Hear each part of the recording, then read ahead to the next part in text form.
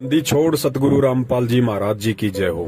सतसाई भगत जी, आप जी कह रहे हैं कि पंजाब के किसी व्यक्ति ने सतगुरु देव जी की आवाज की जांच करवाई है किसी लैब में, और उस लैब की रिपोर्ट आई है कि संत रामपाल जी महाराज जी की ही ये आवाज है।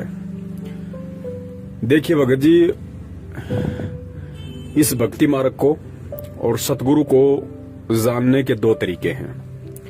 एक तरीका तो ये है कि आप सामान्य व्यवहार से आप परमात्मा को पहचानने की कोशिश करोगे, और दूसरा तरीका है आध्यात्मिक आधार से, तत्व ज्ञान को आधार बना के परमात्मा को पहचानने की कोशिश करोगे। तो पहले वाले तरीके से, जो कि सामाजिक तरीका है, एक व्यवहारिक तरीका है, उस तरीके से आप जी लाख जन्म में भी संत रामपाल जी महाराज जी को या उनकी भक्ति को नहीं पहचान पाओगे। और दूसरा तरीका है आध्यात्मिक तत्व ज्ञान वाला, केवल उसी से परमात्मा की पहचान होती है, दूसरा कोई तरीका नहीं होता है।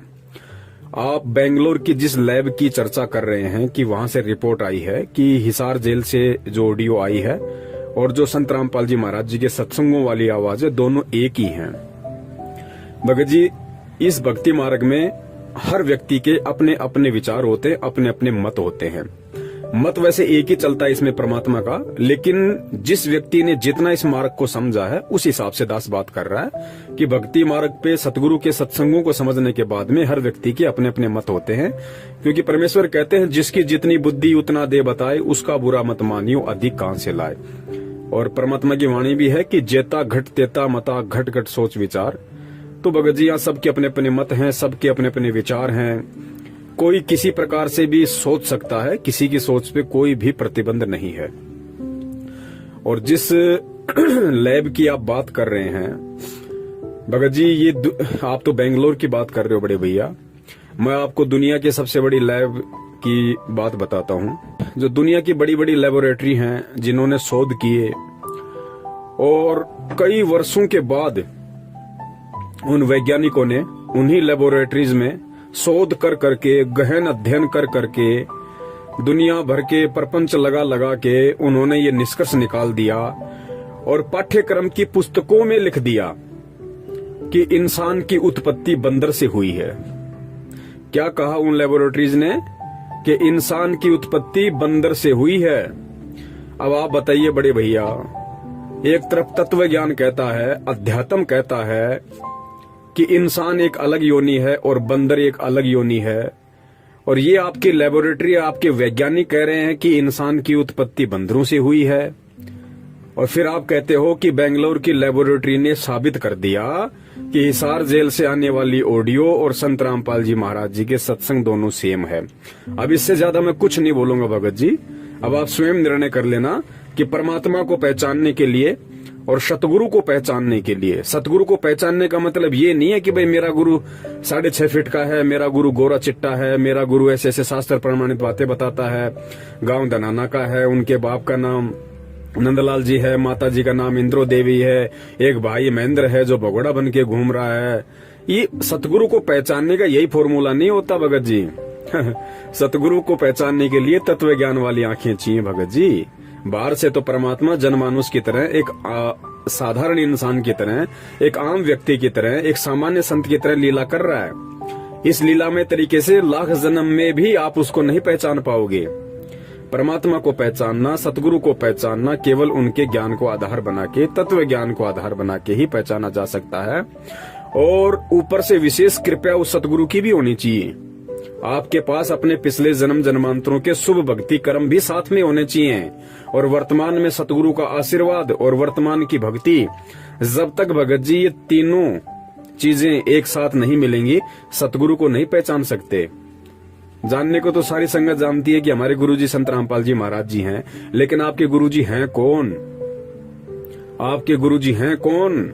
स्वयं कबीर। लेकिन कितने लोग जान पाए इस बात को कि मेरा गुरु स्वयं कबीर है और संत रामपाल जी महाराज जी के रूप में धरती पे प्रकट है?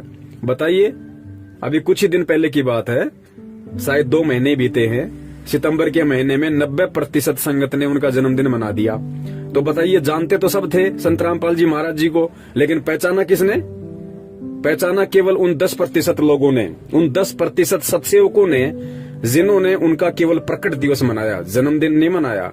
क्योंकि सत्सेवकों को पता था कि ना सतगुरु जननी जने जाके माना बाप, पिंड ब्रह्मंड से रहित है ना वहां तीनों ताप। सतगुरु यदि हम उनको कहते हैं तो सतगुरु कहने से पहले ये दिमाग पे जोर देना चाहिए कि सतगुरु के विषय में कबीर साहब ने कहा कि ना सतगुरु जननी जने, कि जो सतगुरु होगा वो कभी भी माँ के गर्भ से जन्म नहीं लेता। तो या तो उन्हें सतगुरु कहना छोड़ दीजिए, और अगर कोई उन्हें सतगुरु कहता है तो फिर उसको मानना पड़ेगा कि सतगुरु माँ के गर्भ से जन्म नहीं लेता। सतगुरु कभी किसी जननी से जन्म नहीं लेता। अब देखिए भगत जी, यहाँ पे मानना और पहचानना दो बातें हो गई। मान तो 90% लोग रहे कि संत रामपाल जी महाराज जी भगवान हैं, संत रामपाल जी महाराज जी कबीर जी हैं, लेकिन पहचान केवल 10% सत्सेवक ही रहे हैं जिन्होंने उनका प्रकट दिवस मनाया। तो भगत जी, इस प्रकार एक तो व्यवहारिक तरीके से सतगुरु को पहचानना और एक आध्यात्मिक तरीके से सतगुरु को पहचानना, इन दोनों बातों में रात दिन का अंतर है। और सतगुरु की आवाज, परमात्मा की आवाज, कबीर की आवाज को एक लेबोरेटरी बता देगी कि ये कबीर की आवाज है। अरे खुद उनके भगत नहीं पहचान पा रहे जिसे, उनके 90% भगत जो बरसों से उनके चरणों में पड़े हुए हैं, भक्ति कर रहे हैं, जब खुद उनके भगत जो बरसों से साधना कर रहे हैं, उनके सत्संग सुन रहे हैं, उनसे आशीर्वाद ले रहे हैं, इतने प्रमाण देख रहे हैं, उसके बाद जब बरसों से खुद उनके भगत उन्हें नहीं पहचान पा रहे कि मेरा गुरु स्वयं कबीर है और कबीर कभी माँ के गर्भ से जन्म नहीं लेता, तो भगत जी वो लेबोरेटरी वाले, वो दिन में 3 बार शराब पी के जांच करने वाले, वो बीड़ी सिगरेट का सुट्टा लगाने वाले बड़े भैया, वो क्या पहचानेंगे कि ये आवाज उस कबीर की है या किसी और की है। भगत जी, भक्ति मार्ग है, हमें हर पॉइंट पे दृढ़ रहना पड़ेगा, हर पॉइंट पे, क्योंकि विचलित करने के लिए काल सैकड़ों चाल चलेगा। ये इस तरह की हजारों काल चलेगा इस समय विचलित करने के लिए। और परीक्षा सबकी है, परीक्षा मैनेजमेंट के पीछे लगे हुए लोगों की भी चल रही है, परीक्षा हम सत्सेवकों की भी चल रही है। और भगत जी, ये दुनिया के बड़े बड़े महान वैज्ञानिक और बड़ी बड़ी ये महान लेबोरेटरी, ये पिछले 8-10 महीनों से दिन रात चक्कर काट रहे हैं। इनके सर में दर्द हो गया, इनके सर्दियों में पसीने टपकने लग रहे हैं। ये आज तक एक उस कोरोना का तो ढंग से टेस्ट कर नहीं पाए, कोरोना की तो ढंग से रिपोर्ट पेश कर नहीं पाए कि वो कैसे फैलता है, क्या होता है, कैसे उसका उपचार होगा, कैसे वो मिटेगा, कैसे खत्म होगा, ये क्या भला है। आज तक उस कोरोना का तो भगत जी आपके साइंटिस्ट जांच कर नहीं पाए। और बात करते हो संत सतगुरु रामपाल जी महाराज जी, खुद पूर्ण परमेश्वर कबीर साहिब जी की आवाज की जांच करने की, पहले कोरोना की जांच तो करके दिखा दे ढंग से लेबोरेटरी। सतगुरु का तो बहुत लास्ट में नंबर है, दुनिया खत्म हो लेगी उस समय तक। तो जब सतगुरु की जांच की बात आएगी ना, अब कौन कर देगा जांच सतगुरु की? भाई बता दीजिए, कौन कर देगा? जिसने पूरी दुनिया बनाई, जो सारी दुनिया उस परमात्मा के पैर के अंगूठे के नीचे बैठी है, उसकी जांच कर देगा एक सामान्य प्राणी? 4 अक्षर पढ़ के, सफेद कोट पहन के, 4-5 आपस में तत्व मिला के हैं दुनिया को मूर्ख बनाने वाले ये काल जीवन विज्ञान, भगत जी ये परमात्मा की जांच कर देंगे भैया? भगत जी सोचो, विचार करो, ये लेबोरेटरी किसने बनाई? किसने बनाई भाई? इंसान ने ना। और इंसान को किसने बनाया? सतगुरु ने। तो बड़े भैया, जिस इंसान को सतगुरु ने बनाया है वो इंसान सतगुरु की जांच कर देगा? भगत जी विचार करो, ये तत्व ज्ञान है, धोखा मत खा जाना। काल हर तरीके से झकझोर के देखेगा। एग्रीमेंट है परमात्मा का और काल का, दोनों का। परमात्मा ने अपना ज्ञान दे दिया, खुला छोड़ दिया। अब काल की बारी है। काल ने कहा था, परमात्मा आप केवल उसी को स्वीकार करना जो आपका ज्ञान समझ के चले, और जो आपका ज्ञान ना समझे वो मेरी हद में। तो भाई काल अपने अपनों को छांट रहा है जो काल की हद में है, जो अभी सतगुरु के ज्ञान को समझ नहीं पाए, सतगुरु को सतगुरु नहीं मान पाए, भगवान को पहचान नहीं पाए, काल उनको छांट रहा है, उनकी छटनी कर रहा है और फिर उनसे कुकर्म करवा के अपने पाले में ले रहा है। यही परमात्मा से दूर होना है। अब जिन जिन लोगों ने इस पीले पर्चे के आदेश पे जितने भी कुकर्म किए हैं, वो छटनियां थी, वो छट चुके हैं। वो लोग परमात्मा की हद से बाहर हो चुके हैं, वो काल के खेमे में जा चुके हैं।